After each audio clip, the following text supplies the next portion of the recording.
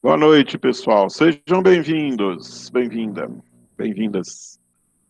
Nós queremos hoje, né, falar um pouco de tratamentos de algumas doenças que acometem o sistema vascular, mas mais focado, não em hipertensão, cardiopatia. Nós queremos falar mais um pouco dos problemas vasculares. É uma complementação, né, daquele módulo anterior que eu falei dele semana passada. Então, nós temos algumas plantas específicas que são usadas em tratamento de doenças vasculares, né? É claro que aqui nós vamos falar um pouco também de hipertensão leve, algumas cardiopatias, mas no foco são as doenças vasculares, varizes, tromboembolia, né, hemorroidas. E hoje nós temos fitoterapia muito consagrada para esse tipo de problema. Essa é a nossa proposta. Deixa eu começar por aqui, pessoal chegando aí. A gente vai interrompendo, né, para não comprometer muito o tempo da aula.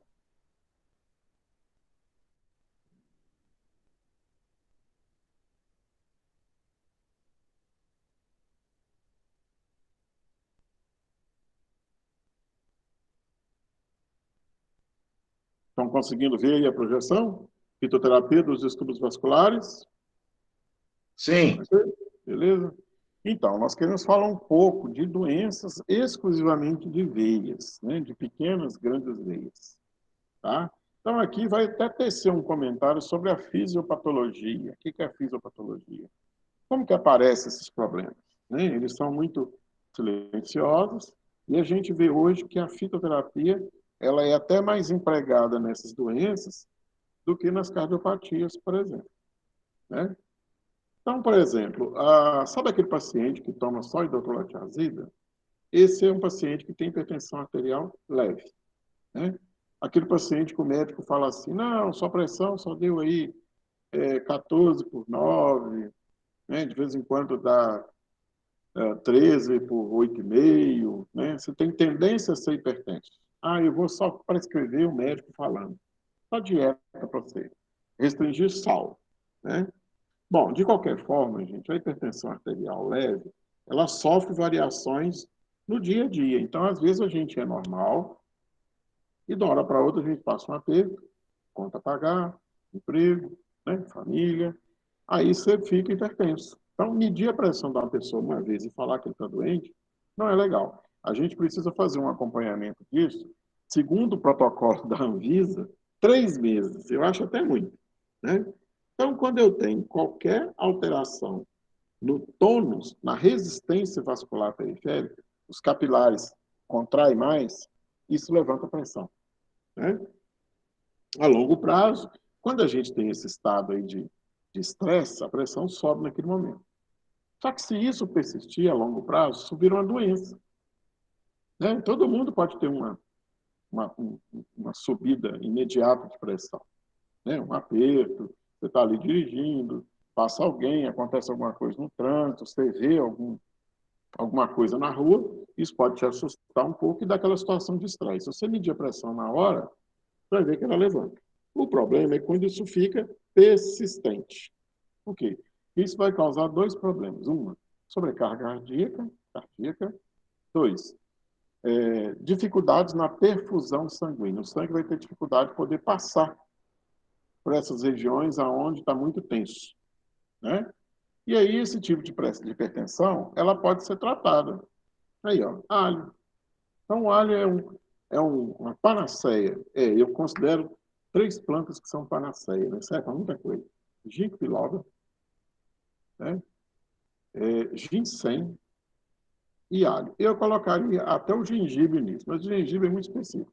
Ginseng, ginkgo biloba e alho, eles são usados para muitas doenças. Né? Então, eu faço o diagnóstico, vai ser feito por um acompanhamento pelo médico, e a planta escolhida aqui seria o alho. O problema do alho é que o ativo dele, vasodilatador, é volátil, é aquele cheiro dele. Né? Então, o ideal aqui seria consumir cru, já falamos disso. Não. A gente pode fazer umas tinturas, e da tintura colocar no medicamento doce, e eu acho melhor ainda, extrair o óleo e botar dentro de uma cápsula. Aí é mais fácil de consumir. né? Então, o alho é o alho sativa, a gente vai usar esse bulbo dele, que a gente chama de dente de alho, na verdade é um caule que inchou, a raiz está embaixo, é um pedaço do caule. O ativo ele é chamado de alina ou alicina, que dá aquele cheiro e arde, né? A gente falou na aula passada que ele tem propriedades até antimicóticas, combate cândida, né? E a gente pode usar a tintura ou óleo em cápsula. Pode também usar o extrato seco. Aí o extrato seco está em pó, você põe na cápsula comum ou faz um comprimido. É o que a indústria faz, né? Então, coadjuvante. O que é coadjuvante? Ajuda a tratar a hipertensão, hiperlipidemia, triglicerídeos elevados, né? Hipertensão leve. Leve é leve. Leve é aquela um pouquinho perto do limite superior. O limite até caiu, né? Antigamente era 14/9. Hoje, 14/9 é considerado hipertenso. Então, quando você achar um paciente 14/9, você tem que fazer 3 medições em dias diferentes. Sentado, né? O paciente não pode ter vindo andando, você tem que dar um chá de cadeira nele. E a gente pode usar também o alho para prevenir a aterosclerose, porque se você combate os lipídios, você evita a aterosclerose a longo prazo. Tá? E o alho no tempero? O alho no tempero cai muito a quantidade de ativo, né? Infelizmente. Você já deve ter visto que tem gente que tem mania de fazer conserva de pimenta. E tem uns malucos que põem alho lá dentro. Então, se ele consumir aquele óleozinho que fica na conserva, mesmo para temperar o arroz e feijão, ele consegue absorver os ativos do alho, né? Aquilo ali também será uma maneira interessante de poder usar o alho. Aí, a alicina, essa cadeia aqui, gente, é uma cadeia pequena. Olha o tamanho dela. Ela tem 1, 2, 3, 4 carbonos. Opa, alguém chegou na porta e bateu. Deixa eu abrir. Então, assim, é uma coisa interessante quando a gente estuda um pouco de química e um pouco de farmacologia, depois fitoterapia, é entender um pouco dessas histórias. Então, veja bem, se essa cadeia é pequenininha, ela é volátil. Ela tem uma polaridade aqui no oxigênio, ela é negativa, mas o resto é tudo sem carga. Então, ela não é muito solúvel em água, ela é mais solúvel em solventes apolares, óleo, né? Azeite. Por isso que fazer a conserva, você pode fazer no óleo, né? Aí o ativo vem. Só que quando eu aqueço o alho para temperar a carne, fritar o bife, o que acontece? Essa alicina evapora, boa parte dela, né? Daquele cheirão de tempero na vizinhança. E aí, o que acontece? Você perde a atividade da alicina, da alina, né? Infelizmente. Mas consumir alho fresco, igual o japonês, nós não conseguimos. O japonês corta o alho fininho, cebola, põe shoyu e fala que é uma salada. Cru, né? O shoyu mascara esses gostos ardidos. E o alho e a cebola também. A cebola e o alho são da mesma família. É uma liliácea, da mesma família dos lírios, né? Por isso que eles têm esse bulbo. E aí, então, a gente pode usar isso em cápsula. Eu acho muito mais fácil. Então, paciente hipertenso leve, isso aqui é um MIP, você pode fazer prescrição farmacêutica, né? É um medicamento isento de prescrição. Boa noite aí, sejam bem-vindos. Vamos entrando na sala. A porta não está tão fechada assim. E aí o alho é uma proposta interessante que todo mundo tem, nós usamos como tempero, né? Os mineiros, então, gostam de comida muito temperada. E todo mundo que vem para cá fala assim, a comida é boa, mas tem um tempero, né? Quer dizer, quem não gosta muito de tempero forte, não gosta muito de comida mineira, né? Elas são muito temperadas. Bom, quase sempre, gente, as nossas pernas, nós temos veias muito compridas, que saem do coração, vai lá para o dedão. Essas veias, elas retornam o sangue de volta para o ventrículo esquerdo do coração. Só que, às vezes, essas veias não conseguem fazer isso direito. Isso não acontece com gente nova, muito raro. Isso acontece mais com meia-idade. Então, a partir de 30, 40, essas veias vão tendo uma certa dificuldade. Algumas pessoas aparecem mais cedo, né? Então, esse sangue, ele precisa ser empurrado das pernas, estou citando as pernas, é o primeiro lugar que aparecem essas doenças. Então, esse sangue precisa ser empurrado das pernas pela contração muscular, para eles voltarem para o coração, passar depois para o pulmão, ser oxigenado, né? E começar a circulação novamente. Com o tempo, essas veias vão relaxando, né? Elas vão ficando meio dilatadas, igual borracha. E aí, então, a gente perde a capacidade. Existem algumas plantas, né, que podem cumprir esse papel. Os membros superiores, braços, como estão acima do coração, na mesma direção, às vezes não tem muito problema vascular. O nosso problema está nas pernas. Né? E o que evita? Atividade física, evita, né? E recentemente tem uns estudos que falam de dieta. Então, as plantas com flavonoides, a longo prazo, elas podem auxiliar as pessoas a não ter esses problemas vasculares. Eu estou falando aqui, não é só varizes, não. Eu estou falando de dificuldade de fazer um retorno total. As varizes é o que eu vejo. E o que está lá por dentro que eu não vejo? Né? Então, isso é uma certa dificuldade que o sangue tem de retomar. Tá? Esse sangue, então, ele vai, como ele não retorna, ele acaba ficando acumulado, né, nos membros inferiores. Então, qual é a tendência? Primeiro sintoma, perna pesada. A pessoa reclama, nossa, estou com as pernas pesadas. Segundo, se a gente apertar assim com o dedão, faz um fundinho, inchado. Todos nós, que trabalhamos numa farmácia o dia inteiro em pé, fica assim. É normal no fim do dia, a gente está assim. Só que se a veia está de boa, ela vai recuperando, daqui a pouco você volta. Né? Então as pernas incham, ficam pesadas, às vezes formigando, aí é grave, e doente. Né? Quando formiga e quando dói, é porque está faltando potássio, mas está faltando oxigênio lá nos músculos das pernas. Então, a gente às vezes, né, o médico manda botar as pernas para cima, para o sangue voltar, mas nós temos plantas que podem ajudar. Tá? Então, assim, quem trabalha com balcão, drogaria, apesar de não gostar muito de ficar andando, é legal dar uma andada lá dentro. Ter as coisas mais longe, é obrigar a buscar. Né? O medicamento fica lá, o armário controlado, fica lá no outro canto. As vitaminas fica lá fora, lá na frente. Eles têm que sair do balcão e lá pegar para o cliente. Isso ajuda muito quem trabalha, estou citando a farmácia, né? Isso ajuda muito quem trabalha em pé, que vai ter tendência a ter esses problemas. As mulheres têm mais chance de ter insuficiência venosa, né? Porque os vasos femininos eles já são um pouco mais frágeis e têm mais tendência a fazer essa insuficiência por causa da atividade hormonal. A progesterona é o culpado disso. E aí, o que a mulher pode fazer para trabalhar contra? Como eu falei, atividade física, tudo sim. Fitoterapia, sim. E colocar as pernas para cima, perfeitamente. Né? Então, a gente precisa ter essa condição. Mas aí a gente tem alguns tratamentos. Aí, ó. As veias têm essas valvulinhas. Para o músculo apertar elas, o sangue subir e não voltar. Na hora que o sangue volta, aí essas válvulas fecham para o sangue não descer. Olha do lado de cá. Né? Acabou as válvulas, elas estão relaxadas. Então o sangue é bombeado para subir, mas volta. Bombeia para subir e volta. A tendência é vai inchar. Então é fácil você bater o olho na perna de uma pessoa, homem e mulher, e perceber que ele tem, né, dificuldade de retorno venoso. Isso aqui, se ficar grave, às vezes o médico vai ter que operar e vai ter que recompor essas válvulas. Dá um trabalho, cirurgia brava de fazer. Né? Mas se os casos forem graves, eles podem até tirar veias de outros locais e colocar aqui. É uma espécie de autotransplante.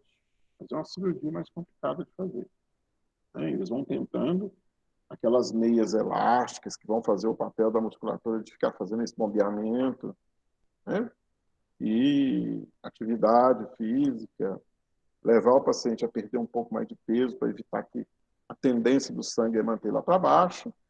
Mas eu tenho também plantas aí. A melhor planta para tratar isso, ela veio da Ásia, é a centelha asiática. Né? A centelha asiática, você vai achar ela em medicamento oral, tópico e cosmético. Então, cosmético para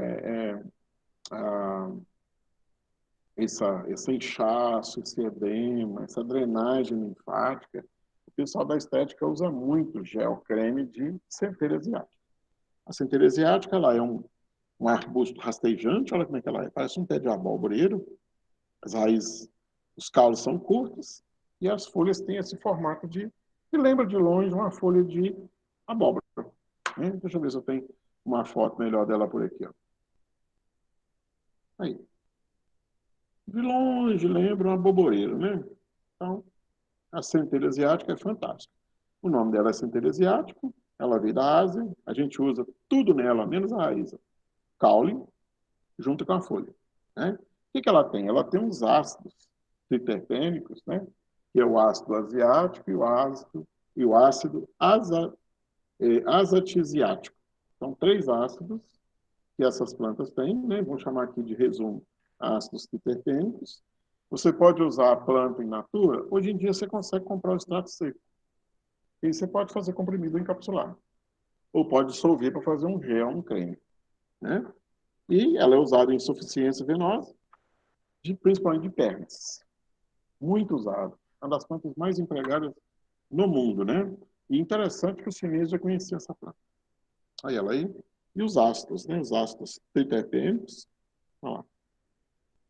Aqui nós desenhamos dois. Uma cadeia muito grande, difícil de sintetizar. Né? Então, hoje, a fonte de obtenção desses compostos é a partir do extrato da planta, extrato seco. Você faz a extração com água, álcool, e depois evapora o solvente totalmente. Uma máquina, né, um spray dry. Uma máquina igual aquelas de fazer leite em pó. Muito interessante essa planta. Você pode fazer cosméticos com ela, você pode fazer medicamento, tanto oral como tal. Tá? E um tipo de insuficiência venosa mais grave são as varizes. Né? O que é as varizes? São as varizes. São vasos mais finos, às vezes está mais perto da pele, que vão tendo dificuldade de fazer esse retorno. Toda veia tem aquelas valvulinhas por dentro. Né? A pessoa vai tendo dificuldade de fazer retorno, vamos entrando na sala. E a tendência é que o sangue vai retornando e vai tendo mais dificuldade para voltar. Né? Segundo os fisiologistas, nós temos 3 vezes a volta na Terra de vasos. Olha a quantidade de vasos que eu tenho. 3 vezes o diâmetro da Terra.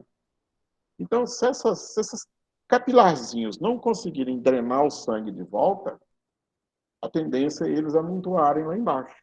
E por que acontece mais nas pernas? Porque a distância para o coração, a gravidade é um pouco maior. Né? Então, gente, a história por exemplo, pacientes que gravidez, né, a mulher, pacientes com excesso de peso, com dificuldade para andar, a tendência de ter esses dois defeitos nas veias e nas pequenas veinhas, que são as varizes, é muito grande. Né? Então, hoje eles acham que o que faz surgir isso aqui está relacionado à genética, está relacionado à dieta, está relacionado aos hormônios, né? No caso da mulher, um pouco bem mais intenso, mas está muito relacionado com a falta de fazer os músculos e comprimindo as artérias para elas drenarem esse sangue das pequenas vênulas e levar de volta para o coração. Né? Então, essas varizes estão associadas a diversos graus de insuficiência. Às vezes a pessoa tem uma, duas, três, e como é que elimina? O médico vai lá, fura elas, injeta alguma coisa necrosante dentro dela, alguma substância tóxica para a parede dela. E quando tem muitos casos, aí ele abre um pouco e retira manualmente essas pequenas vênulas, esses capilares, e o organismo produz um novo. Isso é uma cirurgia. Mas em estado avançado, a pessoa tem dificuldade até para andar, movimentar. Então, precisa andar. E as dores e a dormência provocada e aquela sensação de mais peso dificulta o ânimo de andar. Né? Então, essa história dos setores, não sei se vocês já viram isso, banco é comum a gente ver isso. Você chega no gerente ali e tal, aí ele levanta, vai buscar o papel impresso lá do outro lado. Então, aquilo é tudo de propósito, é para fazer a pessoa andar. Né? Levantar do lugar, Aí você vai no caixa, aí o caixa faz um documento para você assinar, e às vezes o documento está na impressora grandona. Aí ele sai de lá, vai lá buscar o papel. Então, eles fazem isso para forçar a pessoa a sair um pouco. Né? Isso, para um monte de doenças de trabalho, ajuda.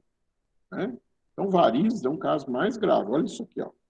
Talvez a gravurinha minha não está boa, mas você olha nas pernas, olha lá. Aí eu tenho uma pergunta. É mais para gente branca ou para gente morena? O que vocês acham? Varizes aparece mais em branquela ou mais em morena? Ah, eu acho que em branco. É os dois. Só que nos morenos é menor e aparece um pouco menos. Como o sangue fica muito escuro e a pele é clara, no branquinho a gente vê mais.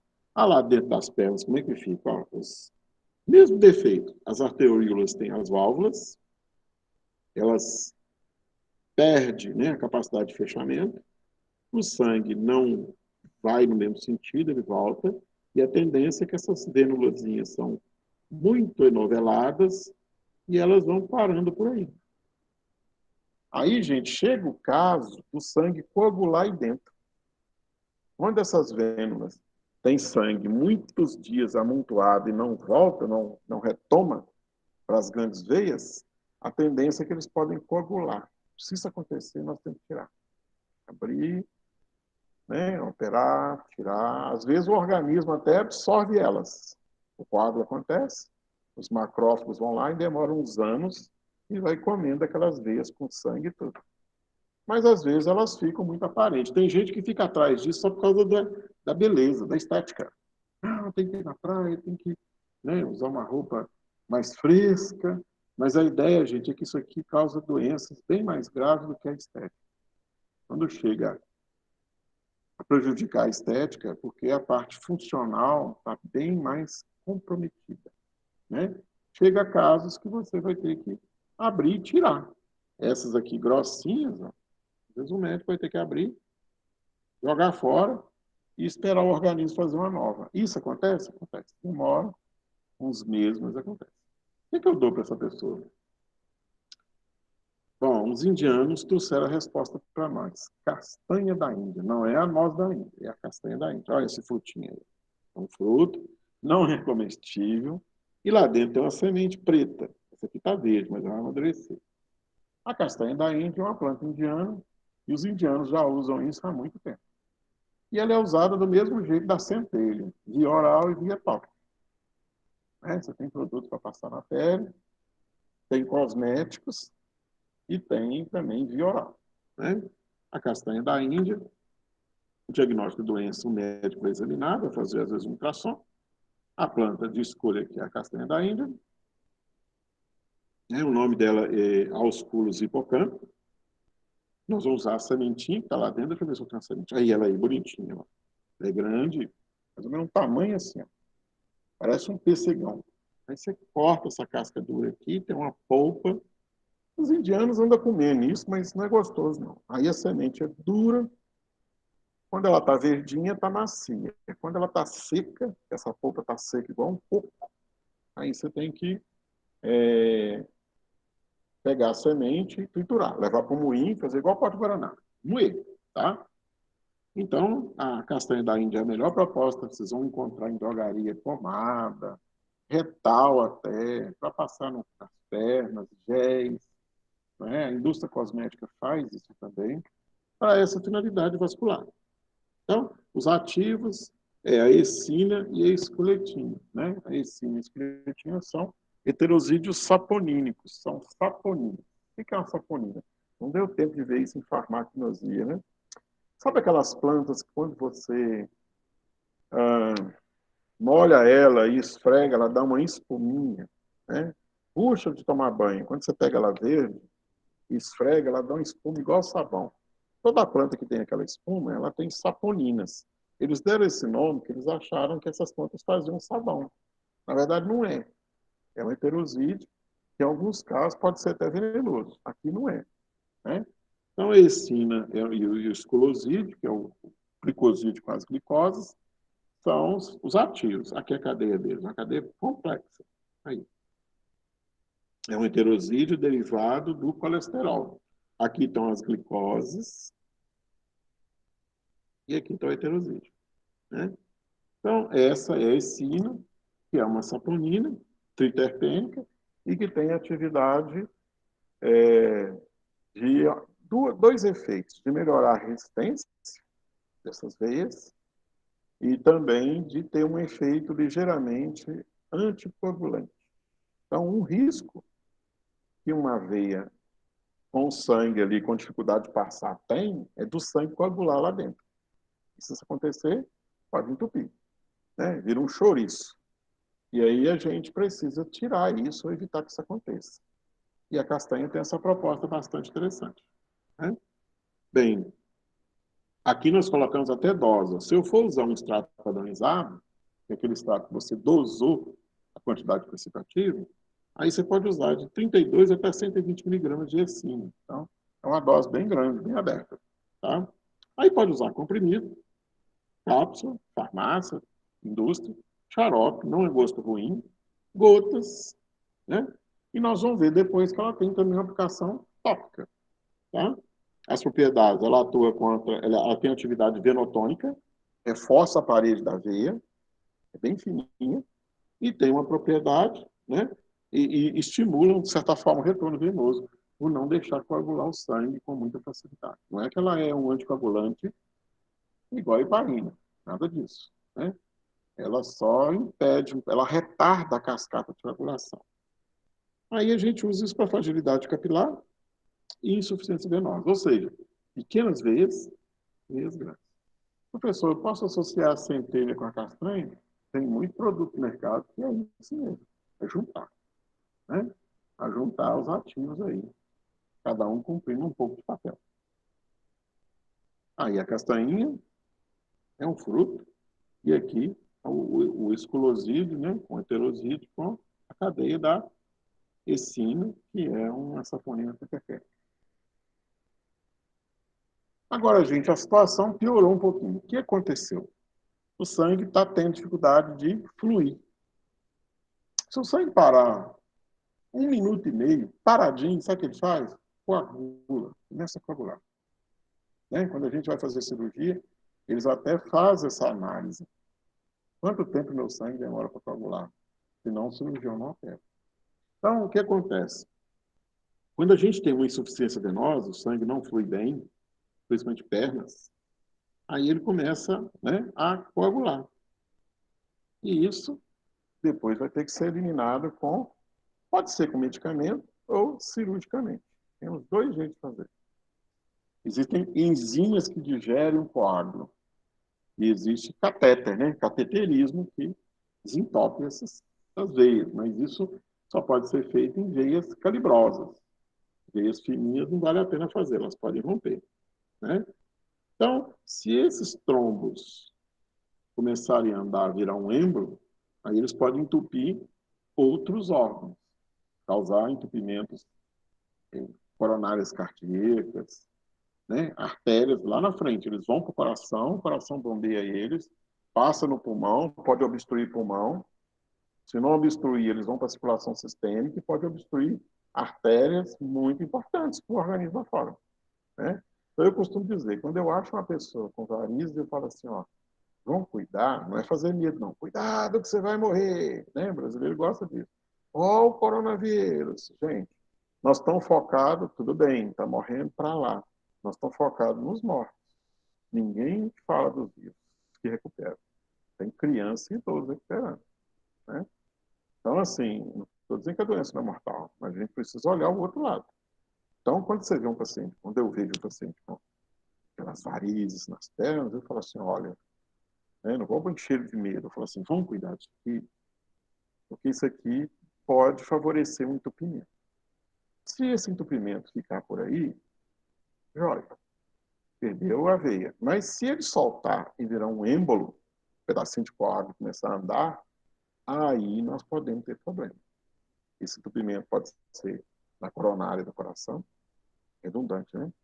Numa artéria do cérebro, do rim ou da própria perna, né? Então, evitar, tratar agora para evitar um risco maior. Tá? Bom, o que acontece também? O êmbolo, o trombo, o êmbolo é quando anda, né? O trombo é quando ele obstrui. O trombo pode obstruir o diâmetro, o calibre daquele vaso. E aí o sangue flui com dificuldade, né?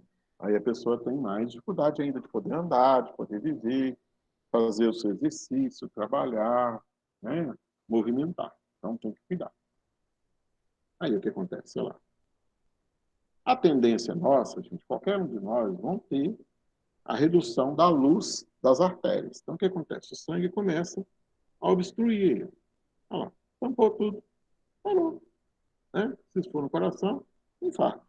Se for no cérebro, aqui na nossa região, o povo chama de derrame. Acidente vascular encefálico, AVE. Né? Então, isso às vezes aconteceu, sabe onde? Primeiro, na veia. Aí soltou um pedaço de coágulo, andou, chegou na artéria. Né? Tudo circuito fechado. Aí chegou na artéria, pode entupir. Nas pernas, no coração, no cérebro, nos rins, no pulmão. Estou dando exemplo só desses órgãos aí, mas esses entupimentos podem acontecer em qualquer lugar. Então, gente, ó, tratar uma tromboembolia evita uma doença cardiorrespiratória, não, cardiocerebral do futuro. Então, a gente precisa cuidar dos pacientes que tomam clopidogrel na drogaria, que tomavam varfarina, né? O que acontece muito no Covid? Parece que ele estimula a formação de umas interleucinas que favorece a coagulação sanguínea pulmonar. Aí o paciente começa a fazer um quadro de enfisema pulmonar. E a maioria morre por causa dessa parada respiratória. Aí o que os caras dão? Anticoagulante. Da heparina de baixo peso molecular. Né? Então, assim, nós estamos morrendo para aprender a entender a doença. Infelizmente. Mas toda doença nova é assim. Toda pesquisa, todas as doenças que hoje nós temos tratamento, elas começaram matando. Se você vê, gente, a história do nosso Oswaldo Cruz, no Rio de Janeiro, para combater piolho, rato, pulga e percevejo, ele morre de rir. Né? Na época, ele teve que fazer coisas radicalíssimas. Né? Ele mandava a polícia entrar na casa, pegar o colchão do cara e botar fogo, porque aquilo era fonte de pulga, que transmite peste bubônica, né? Que transmite umas doenças que tinham na época. As pessoas não entendiam, não colaboravam. Tiveram que usar a força. Naquela época, podia, né? Hoje, não. Então, assim, a gente já passou muito aperto com doenças bravas, e aí você tem que aprender quando ela aparece. Né? Bom, o que eu posso tratar o tromboembolismo? De novo, a centelha asiática. É muito interessante. Né? O diagnóstico é feito por sintomas, alguns exames podem ser feitos, mas a melhor planta para isso aqui é a centelha asiática. Ela é um excelente ativador de circulação. Né? As pessoas gostam de falar isso. Ah, minha circulação não está boa, então vamos falar na linguagem dele. Esses ácidos que tem na centelha, eles são fantásticos, não de uma vez, né? Mas são fantásticos no uso da planta para evitar que essas tromboses possam acontecer no organismo, né? Então, a longo prazo, isso pode trazer muito benefício. Usa da mesma forma é, das insuficiências venosas. Então, aqui, ainda não coagulou, entupiu. Aqui, né? Volta aqui um pouquinho. A veia está com dificuldade de fechar as válvulas para fazer o retorno venoso. Agora, aqui, tupiu. Né? Aqui eu entupi. Então, eu quero evitar isso tudo lá. Então, quando você vê um paciente cardíaco tomando medicamento para colesterol, para triglicerídeo, e o médico manda tomar aspirina todo dia, ou manda tomar clopidogrel, é um cara que pode ter um infarto de uma hora para outra. Né? Por quê? Ele já tem esses entupimentos. Às vezes o médico só descobre depois que ele infarta. Ou ele começa a mostrar sinais de muito cansaço de que existe uma artéria grave entupida. Né? Aí, às vezes, o colesterol já estava alto há muitos anos, os triglicerídeos já estavam altos, ele nunca tratou, não é só dieta, tem que ter medicamento. né? E, muitas vezes, esse paciente já tinha uma certa tendência a fazer esses ateromas ou entupimentos por coágulos que veio de veias, tá? Então, a maior parte das pessoas que têm enfisema pulmonar e morte são coágulos que começaram a formar nas pernas.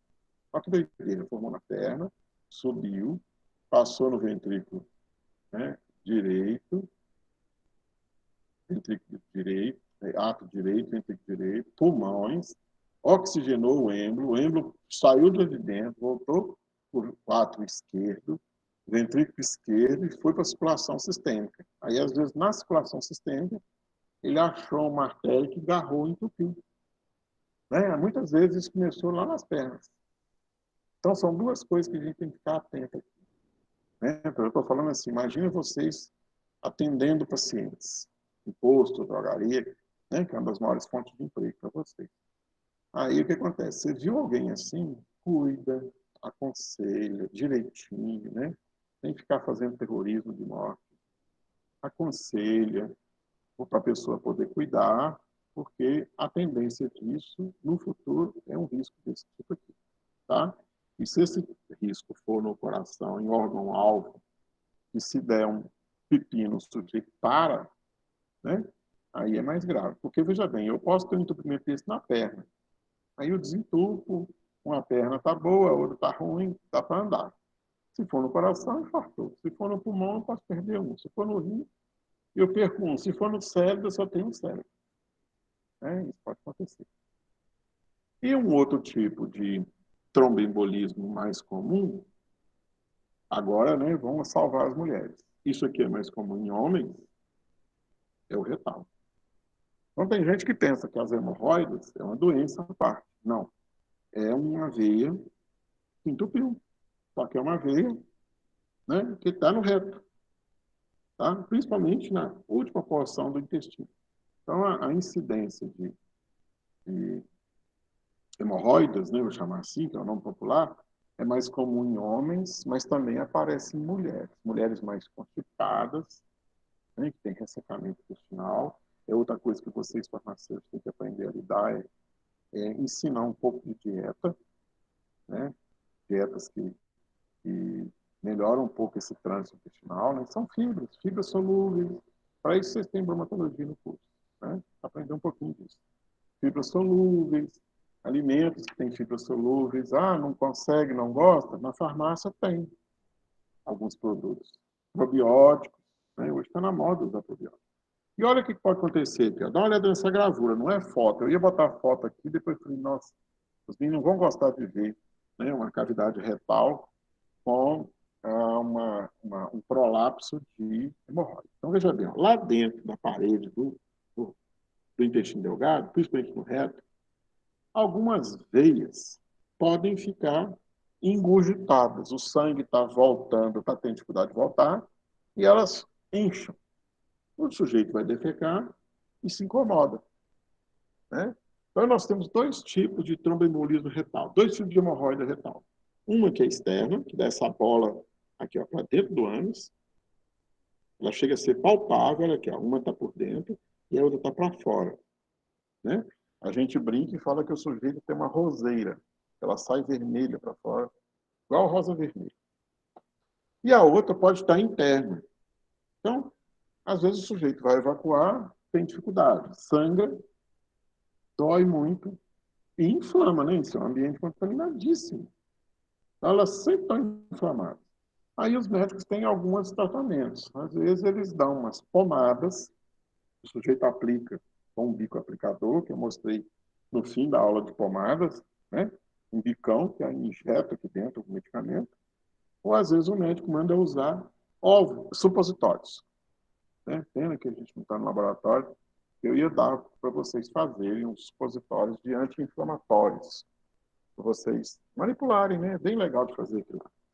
Aí, o cara aplica isso aqui. Hoje em dia, também nós temos medicamentos fitoterápicos, seja eles orais ou tópicos, né, de aplicar aí dentro, para poder tratar essa doença. Tá? Quando elas chegam a ficar igual a última aqui, ó, bem para fora, aqui desenharam uma. Mas pode ser dos dois lados. Pode ser em volta do reto todo. Quando elas ficam todas para fora, às vezes é melhor operar, né? E aí o médico vai lá e puxa elas mais um pouquinho e corta com laser. Aí elas sangram, o sujeito fica com uma certa dificuldade de evacuar uns bons dias, mas pode aliviar um pouco.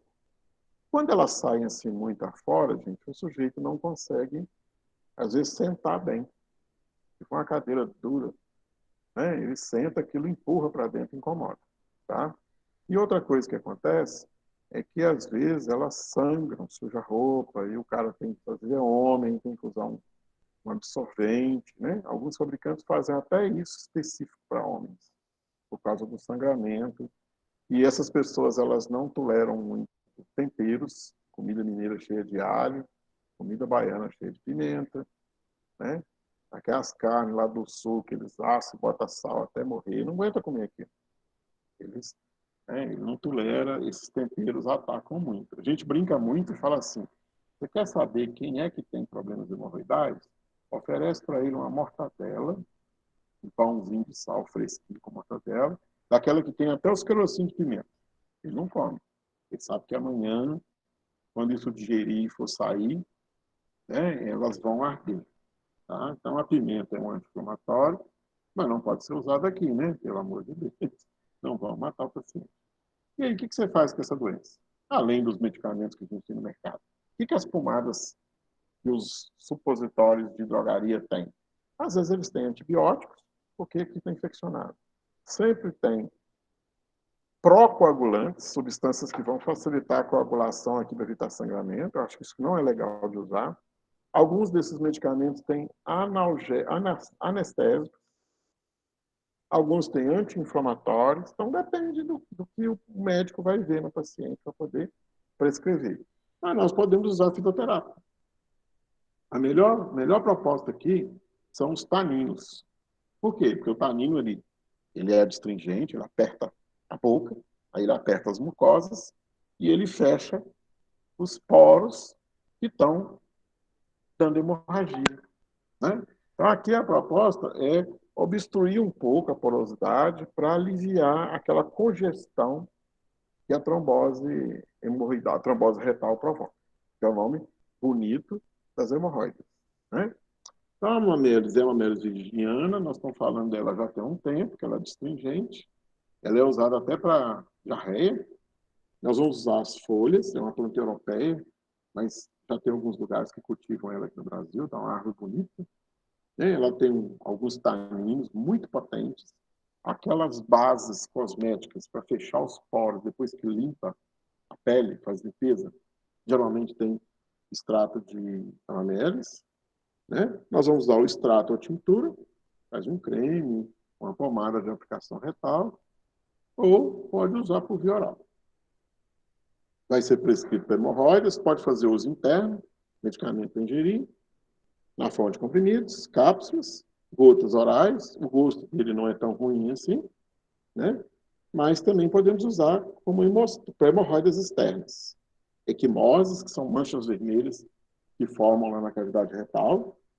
E no uso externo, você pode fazer pomada e supositório. Então, você bola uma forma daquela de pomada lá, hidrofóbica, é aquela que eu falei. Você dá para o cara a pomada hidrofóbica, gordurosa, e ele fala assim, rapaz, está dando uma sensação ruim desse negócio aqui no reto, mas a pomada gruda e mantém o fármaco em cima ali da lesão por mais tempo.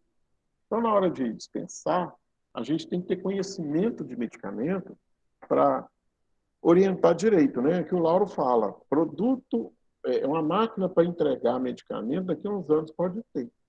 Agora, uma máquina para responder o cliente como usar direito e justificar, eu acho que vai ser mais difícil. Então, nós temos que vender esse serviço, entender o porquê, né? E convencer o paciente que aquilo faz parte do tratamento. Não é só falar, você não sabe de nada, eu sei de tudo e você tem que fazer. Não. É motivar ele a entender por que é. Né? E pode fazer também supositórios. Supositórios não é um medicamento difícil de fazer, ele é feito por fusão também. Quase não tem conservante, a maioria não tem. Você junta uma base, funde e põe os ativos.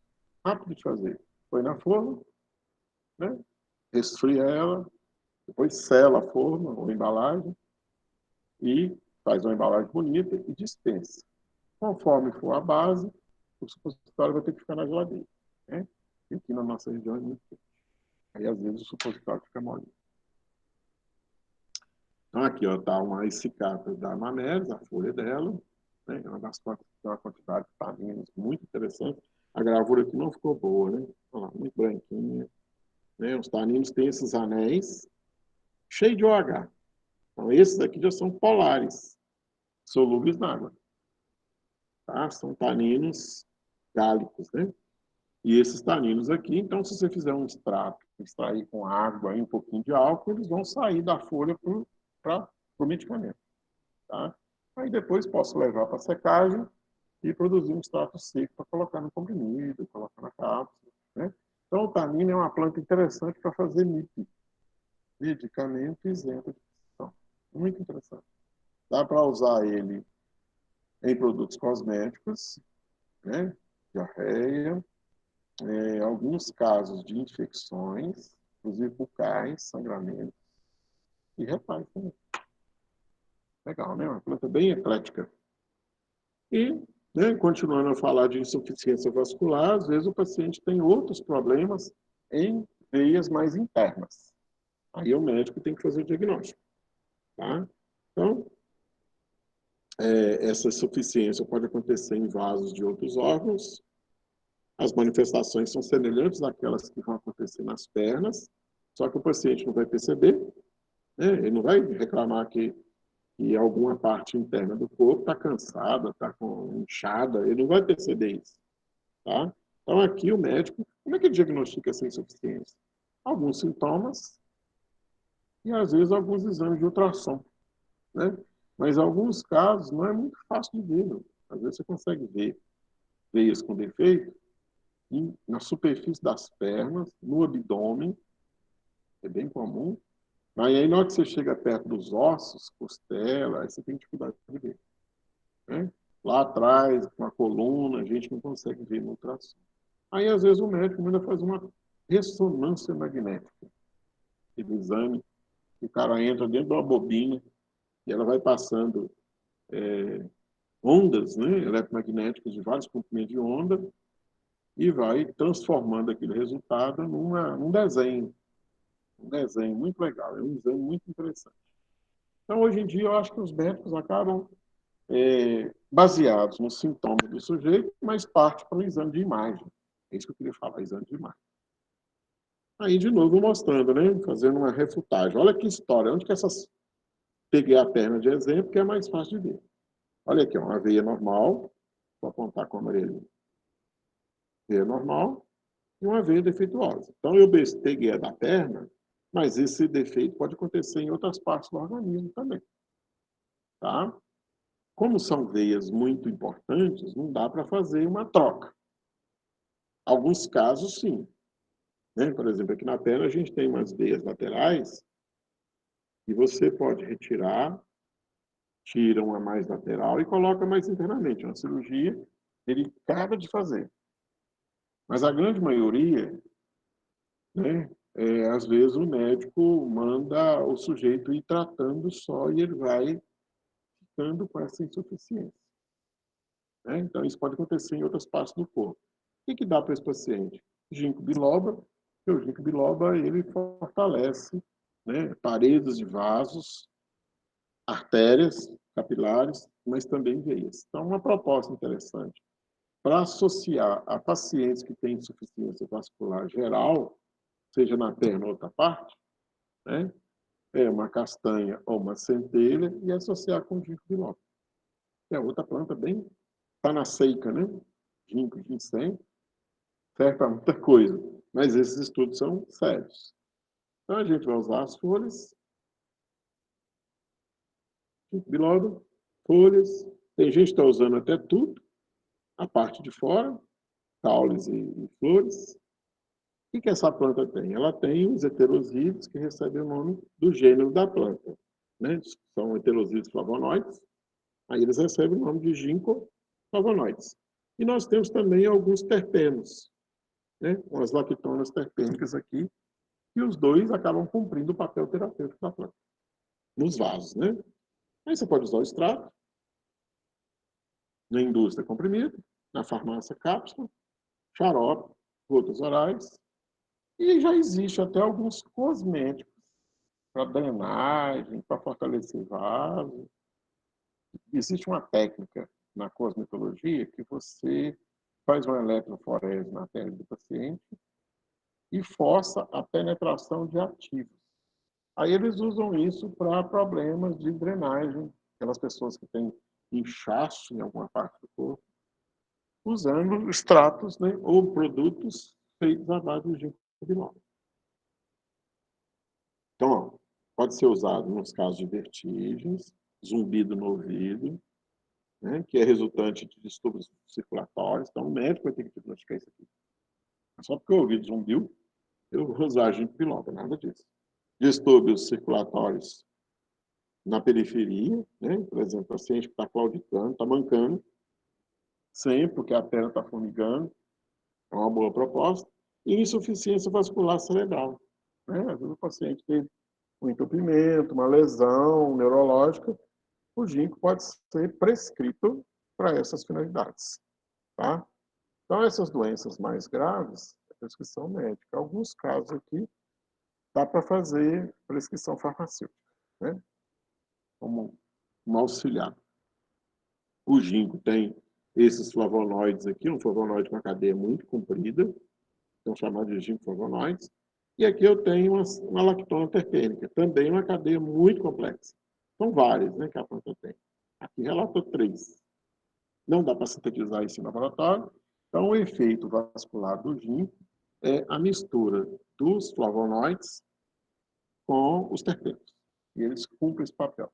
Terpenos são moléculas que foram formadas a partir do isoprene, né, e que, em alguns casos, têm papéis até anti-inflamatórios.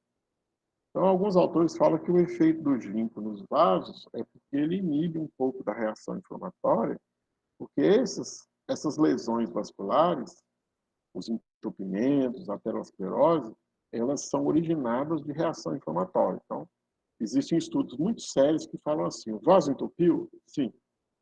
E o entupimento obstruiu, mas o organismo monta uma reação inflamatória no entorno daquilo ali. E aí, então, medicamentos e plantas que tenham efeitos anti-inflamatórios nessa placa aterosclerótica, eles podem beneficiar o paciente. Né? Então, tem uma teoria que afirma isso. E aí a gente fecha, né, nossas doenças vasculares. Então, se você olhar bem, o que eu falei aqui de planta, né? Poxa, é mais 1 tonelada de planta. Alho, castanha da Índia, o ginkgo no finalzinho, que a gente já falou dele em doenças vasculares lá para trás, né? Ele é uma planta muito usada para doenças vasculares. Agora o pessoal da estética está usando ele até para drenagem linfática. Então, ele tem atividade em vaso linfático, né? Ele fortalece um pouquinho, evita edemas de excesso de líquidos. Né? E falamos da castanha da Índia, o amamelis um pouco, né? A centelha. Então, o que sobrou aqui no pano de fundo de heróis, né, do tema? Eu diria que os heróis aqui é a castanha, a centelha asiática, o alho, já citamos eles lá para trás, né? Um pouco do ginkgo. Tá, tem uma amamelis, mas essa atividade do ginkgo, do biloba nas artérias, inclusive capilarzinhos fininhos, a gente já sabe disso tem muito tempo. Né? Os chineses até falam que o ginkgo é uma planta assim, endeusada. Foi trazida para os deuses para poder salvar. Né? Eles são muito místicos com relação ao tratamento. Eles acabam dizendo que toda doença tem um fundo, né, assim, relacionado a distúrbios espirituais que a pessoa possa ter. A questão do equilíbrio, né? Um pouco daquilo que a homeopatia afirma. Né? O Hahnemann não inventou aquilo das orelhas. Ele foi buscar essas fontes em filosofias de doenças e tratamentos orientais. Né? Ele era um cara estudioso, morava em Viena. Né? Em Viena tem uma das bibliotecas mais completas do mundo. Né? É um país que coleciona muita muita publicação, até hoje é assim, não só na área das artes, mas na área da filosofia e ciência em geral. E aí, então, a gente vê que o cara acabou buscando esses conhecimentos lá. Por isso que a homeopatia usa muito essas bases, né? Ah, na semana que vem, nós vamos trazer uma professora, ela até já deu aula na Univale, mas ela acabou especializando muito nessas medicinas, né?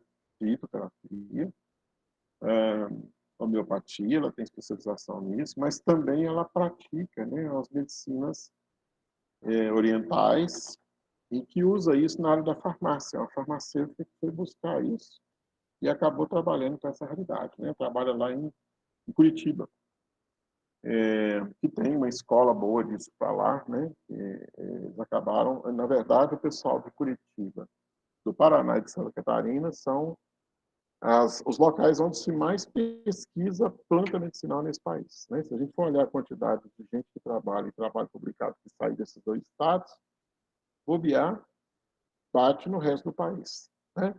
E um pouco o pessoal do Nordeste, mas o povo do Sul já são muito mais voltados para três tendências, que é esses mecanismos de ação para provar as atividades, né?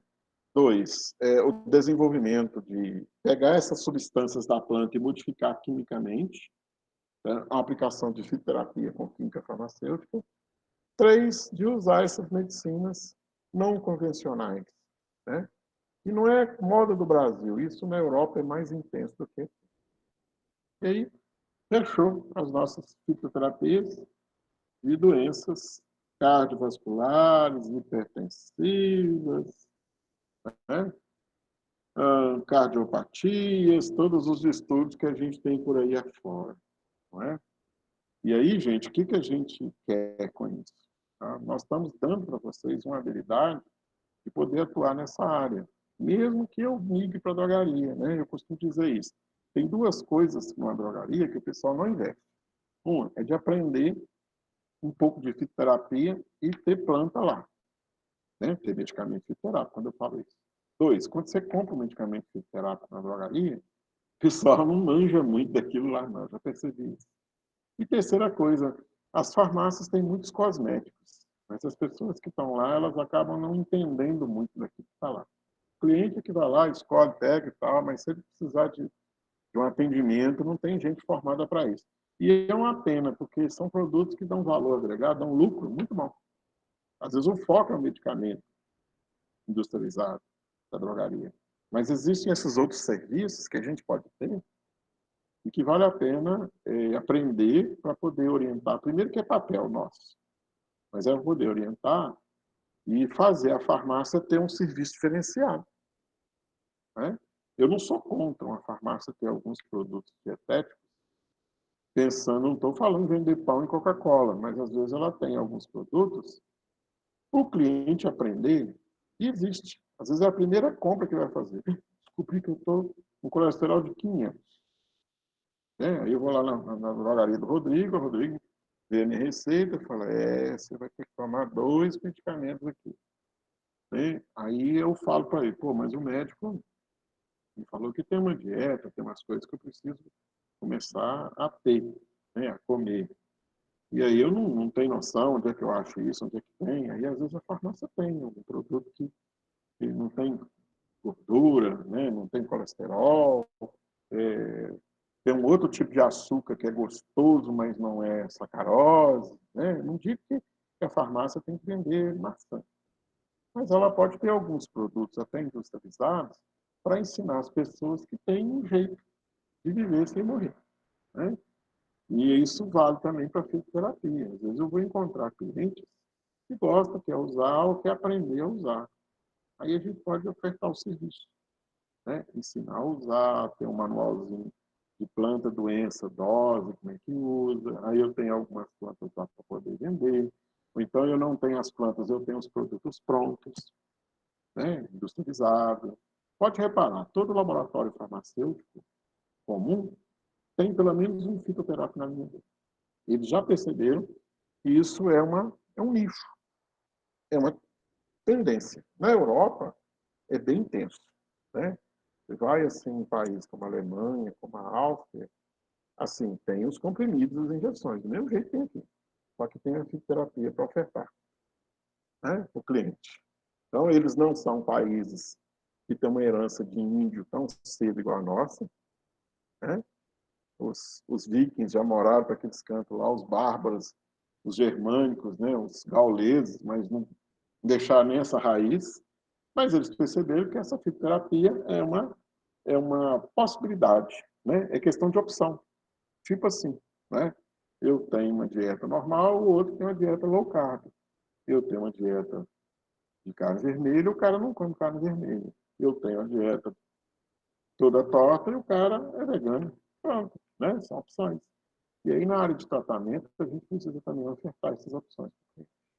Né? Então, é claro que algumas doenças cardiovasculares, a gente deixou bem claro, é médico. Mas algumas intervenções, os medicamentos são isentos de prescrição. Aí é você. Né? Então, você tem um consultório lá, você pode atender o cliente.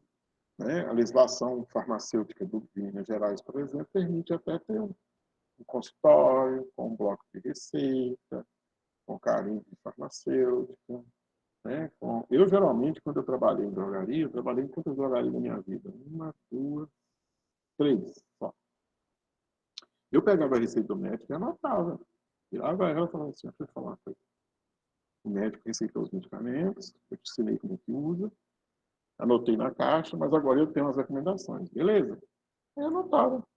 Assinava ela, falava, ó, você vai ter a receita do médico e atrás as minhas orientações. Eu tenho lá, né, orientações, o cuidado. Naquela época não era cuidado, a palavra cuidado é nova. A gente chamava de recomendações farmacêuticas. Né? Ou então a gente escrevia assim, recomendo. Aí fazia uma lista, fazer isso, fazer aquilo, tal, tal, tal, evitar aquilo lá. É um complemento. Né? E a gente precisa exercer esse papel. Né? Isso vai fazer a empresa perceber que você é muito mais do que só uma pessoa que está lá. Isso vai levar os vendedores a perceber que você não é um competidor com eles. Você faz uma coisa, eles fazem outra. Eu posso vender. Eu também já vendi muito. Né? Eu trabalhei na drogaria e dava fila assim, nos balcões.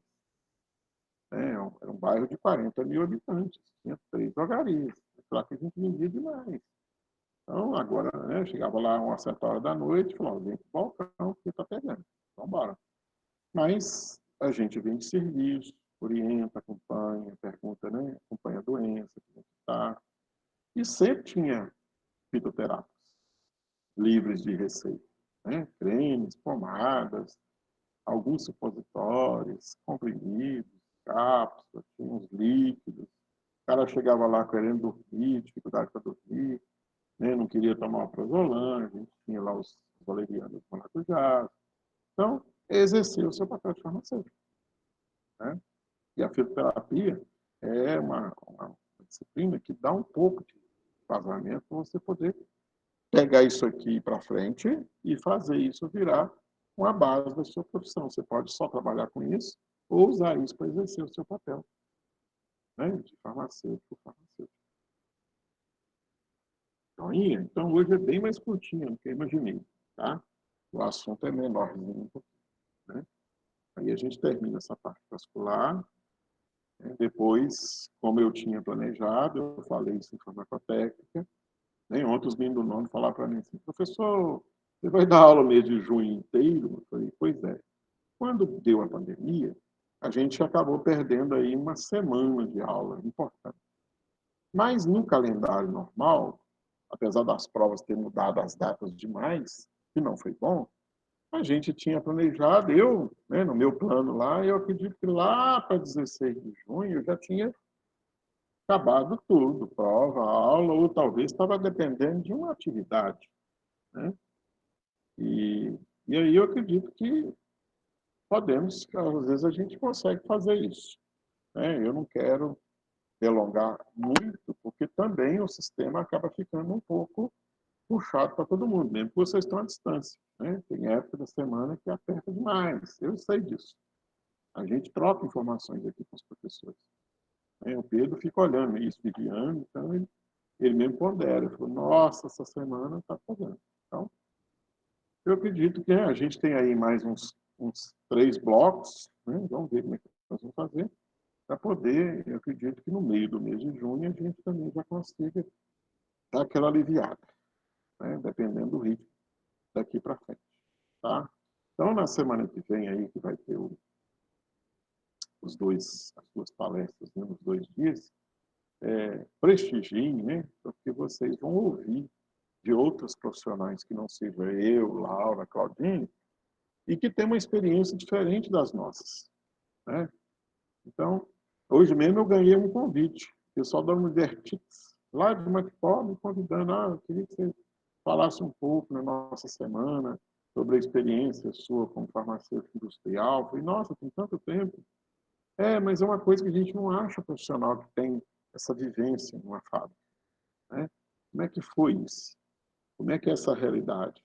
É uma experiência diferente. Então, assim também como eu vou parar lá no Matipó à distância, perto da Fonte Nova, né? Aí vocês vão ver gente de outros locais que têm outras experiências profissionais para abrir um pouco a cabeça da gente, né? Aquele leque, fala, puxa, eu tenho mais outras habilidades que eu posso buscar aí na profissão, né? E aí eu penso em dois objetivos, gente, que nós temos que ter na vida como profissionais, né? Desculpa falar assim para vocês. Uma é realizar, né? Nem tudo é só dinheiro, tá? Às vezes a gente está até ganhando menos, mas está fazendo assim, nossa, isso aqui é gostoso, né? Outra coisa é ganhar melhor. Eu quero que vocês sejam mais bem remuneradas, mais bem remunerados, né? Então, a gente precisa ir atrás de áreas da farmácia, coisas da farmácia, que são mais valorizadas, né? Buscar as empresas, buscar os locais que dão mais valor para a gente. Não pode pegar a nossa profissão e jogar fora porque está difícil, né?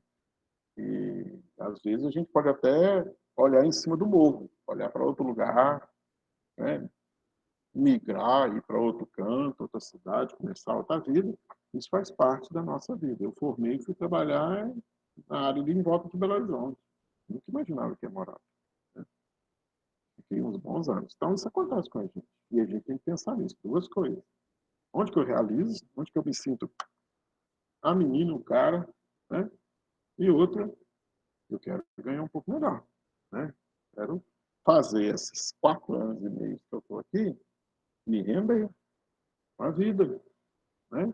A gente tem sonhos, todos vocês têm coisas que vocês imaginam ter, realizar, fazer, crescer. E a gente precisa viver de sonhos, né? Sem sonhos, você fica meio sem motivo. Usem isso na profissão, as pessoas vão estar lá na palestra, vai ser uma experiência boa para vocês verem outras formas de trabalhar farmacêutico. É bem legal de... Uma coisa é eu falar para você que existe. Tem um serviço lá no laboratório de alimentos, microbiologia de alimentos, é legal. Outra coisa é a pessoa vir te contar que ela faz isso, como é que é, né? Bem legal. Então é isso por hoje, né? A aula acabou mais cedo. Tem pão de queijo assando na cantina, o cheirinho está chegando aí na sala. Vocês estão sentindo? Né? Brincadeira, né? Que pena que a gente não está na faculdade para sentir o cheirinho dos pães de queijo lá da cantina, né? Faz parte. E aí a gente fecha essa parte vascular, tá? A atividade está lá, eu vi que muitos já fizeram, né? São 2, tomando cuidado com, né, para não montuar o excesso de atividade. Se tiver alguma dificuldade, vocês me dão um grito, tá? Se alguém tiver alguma dificuldade, né? Vou dar um toque na Carolina para não esquecer de fazer. Ela fez um, esqueceu da outra, porque ela faz nono e faz fito. Aí eu tenho que dar um toque, senão ela esquece que são 2. No caso de vocês, só são 2 mesmo, né? E vocês estão acostumando. E Deus nos abençoe para a gente sair desse marasmo, desse período, né? Porque confesso que está difícil a gente ficar. Eu gosto muito de laboratório, né? Eu sinto falta de ver, de praticar, de ter aquela dificuldade da aula, né? De deu certo, não deu certo, vamos fazer, explicar por quê. Isso é legal, faz parte do espírito de farmacêutico que a gente carrega, né? Há muitos anos. Nem vou contar quanto tempo, né? E, por incrível que pareça, eu tenho um grupo, né? A gente tem um grupo de colegas de turma. Já formei, um tempo. E a gente se relaciona, a maioria. Alguns Nem muito, mas assim, a grande maioria a gente conversa muito. Né? Troca ideias, dificuldades, né? Mas êxitos também, conquistas, mudança de ramo, às vezes uns mudar de ramo, né? Isso acontece. Eu tenho duas colegas de turma, uma é cunhada da outra, né? Uma casou com o irmão da outra, elas estão a farmácia de manipulação, lá em Uberlândia. Aí manipula creme, manipula, perguntando para mim onde é que arruma hidroxicloroquina, que o povo está procurando. Eu falei, tá difícil arrumar hidroxicloroquina, né? E elas manipulam, já tem uns bons anos que elas têm essa parte. Vivem dela, as duas. Né? Uma é de São Paulo e a outra é da região ali do Rafael, na Oeste, Minas, ali, por aí. Né? Joinha, vou desgravar aqui. Tem alguma dúvida, pergunta acerca do tema?